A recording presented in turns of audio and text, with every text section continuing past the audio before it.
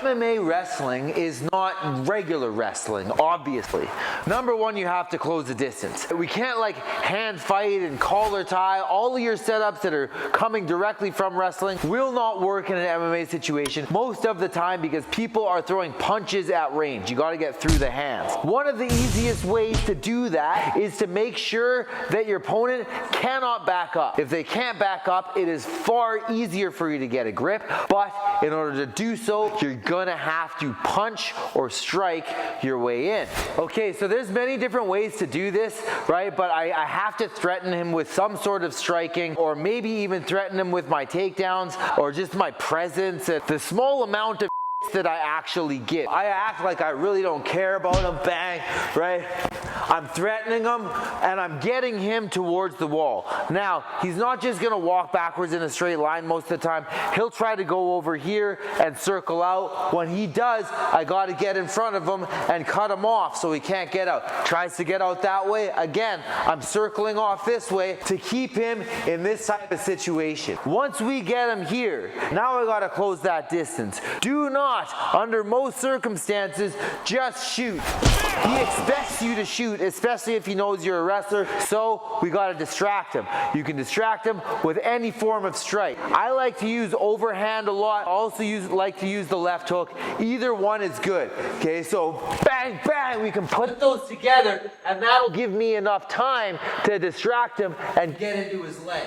And now I can start picking him up and doing what I came here to do. Bang, bang, bang. So if you don't know how to set up these shots with punches, like specifically, we have all the specifics and details on which punches set up, which foot, where to step, what angles to shoot to. All of that is in our anti-striker course. If you're a wrestler, you're gonna wanna get that. Check the link down there. Next thing we gotta talk about is this wall, right? Like this is one of the biggest things that changes all martial arts because almost nobody operates with a solid wall or fence in their traditional martial art practice. Traditionally, wrestling is done in an open circular mat.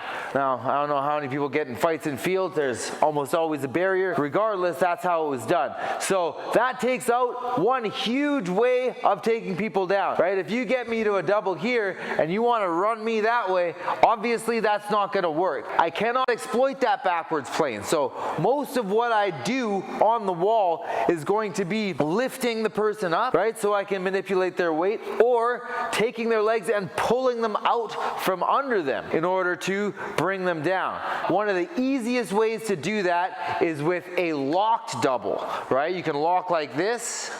You can lock like this, but we want to lock both their legs together with both our arms. Once I get my opponent's legs locked together, it is almost a done deal. So depending on where my opponent's weight is, I will either pull his legs out or I will lift him up, okay? The way he's positioned right now, I'm gonna pull his legs out. So I get up, I bring my leg on the other side of his legs, and now I'm gonna golf swing his legs this way. Okay, I'm gonna pull his legs out like that and bring him down. That takes his back off the wall, and it also puts him over here where it's harder for him to use that wall to get up. Because that's another big problem we can solve in the anti-striker guide, is how to stop them from standing back up. It's not always that you're gonna be able to pull the guy's legs up. Sometimes you're gonna have to lift them. If he's leaning over me a little bit more, that says lift. So I step up, I make sure my butt is under my head, and I pick him up. And now I'm gonna turn him off the wall and boom, slam him down to the ground, tabling his legs. Again, I do not want him to end up close to the wall because he can use that against me. I want him out in space where he has to use his guard and jiu-jitsu. The last thing we're gonna talk about here is the strikes, because 12-6 elbows are legal, and even if it's not 12-6, any type of elbow in these type of situations are very terrible for me. I have to address that, and sometimes that might mean I even need to disconnect. Usually this happens on single. The guy gets his head pushed down and the guy starts ripping elbows here. Now if I just try to stay stubborn and keep my head the same place, one of those in the wrong spot, right? One of those in the temple, and I'm done, okay? I'm gonna end up down there and he's gonna get his hand raised. So right away, I need to change my head position, okay? He's trying to elbow me, I'm gonna go and take my head out, put it somewhere else. And now, I can go back to pulling his legs out. I can go back to lifting him. I can go back to my lock double and continue my attack. But if I keep my head in that same spot, I'm knocked out. Okay, so anytime they're striking and they start elbowing me, it doesn't really matter what side they're elbowing, right? I gotta change my head placement. I gotta put my head in a place where he can't hit it. And now I can start hitting him and lifting him and bringing him down.